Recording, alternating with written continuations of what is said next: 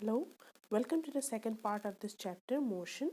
Okay, this is part 2 of this chapter. We'll talk here about the simple pendulum. So what is simple pendulum? Let's see. This is a string with a mass at the end which is free to swing is called a pendulum. Or we can define a simple pendulum as that it consists of a small metal ball, okay, called the bob, suspended by a long thread from a rigid support such that the bob is free to swing back and forth. Now if we have to see diagrammatically, can we see here that one rigid support is given there with a long thread and a bob. So this distance is L, means the length of the pendulum.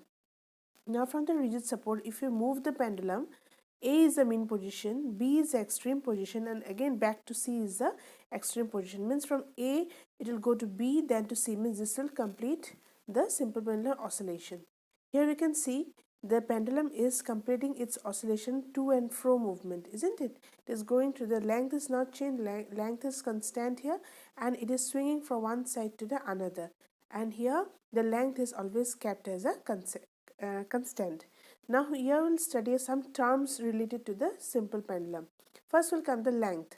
What is the length? That means the distance from the point of suspension to the center of the bob is called the length of the pendulum, that is L, is shown in the figure. Okay, so this suspension is the L, or the length of the pendulum. Second is the oscillations. What is oscillation then? One complete to and fro movement of the pendulum bob. This is called the oscillation. Means if you go from extreme A to B, then to C, then that is one oscillation. Okay. Third is the amplitude.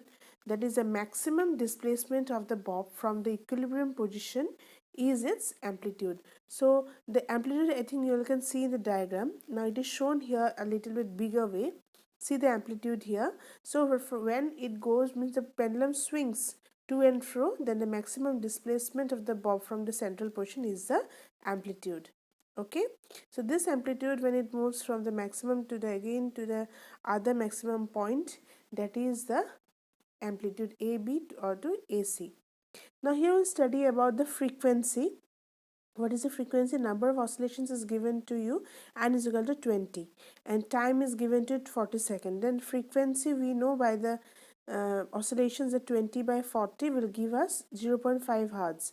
Then frequency 1 by t is equal to, this is the answer.